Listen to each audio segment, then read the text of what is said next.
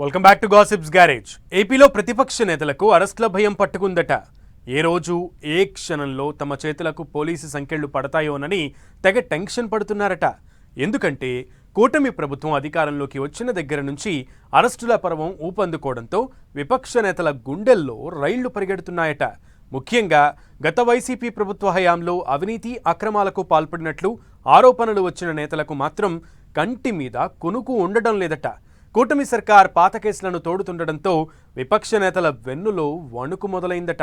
ఇంతకీ అరెస్టు భయంతో వణికిపోతున్న ఆ విపక్ష నేతలు ఎవరు? వాళ్ళు చేసిన తప్పేంటి?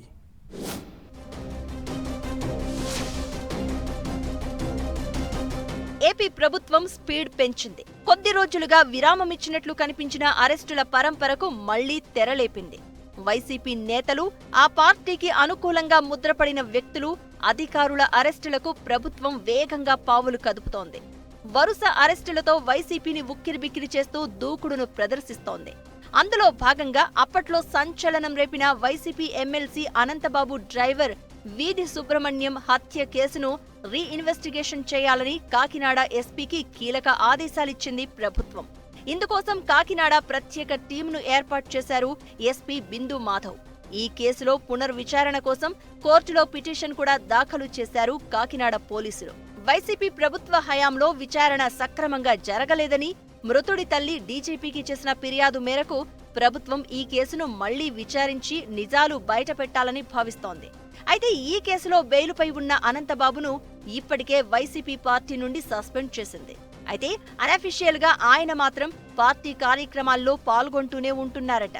2022 మే 19వ తేదీన ఎమ్మెల్సీ అనంతబాబు మాజీ డ్రైవర్ వీధి సుబ్రహ్మణ్యాన్ని హత్య చేసినట్లు పోలీసులు కేసు నమోదు చేశారు.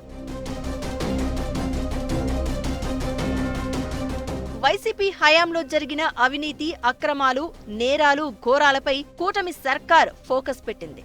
అందులో భాగంగానే ఏపీలో ఒక్కో నేత అరెస్ట్ అవుతూ జైలుకెళ్తున్నారు. ఎన్నికల ఫలితాలు వెలువడి కూటమి ప్రభుత్వం అధికారంలోకి వచ్చినప్పటి నుండి వివిధ కేసుల్లో ఎవరో ఒకరు అరెస్ట్ అవుతూనే ఉన్నారు.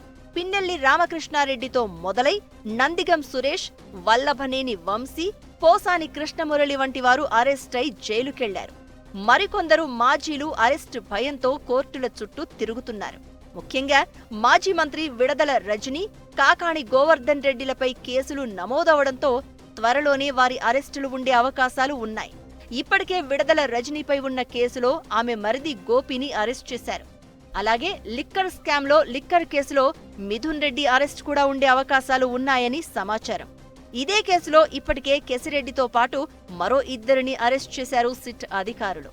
ఇక మాజీ ఇంటెలిజెన్స్ చీఫ్ పిఎస్ఆర్ ఆంజనేయులును నటి జత్వానీ కేసులో అరెస్ట్ చేసి రిమాండ్కు పంపారు పోలీసులు.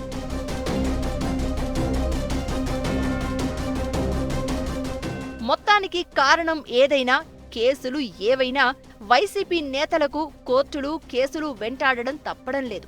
కేసుల్లో ఉన్న నేతలు న్యాయ పోరాటం చేస్తుంటే కేసులు లేని వాళ్లు పాత కొత్త కేసులు ఏమైనా మనపైకి వస్తాయా అనే ఆందోళనలో ఉన్నారట.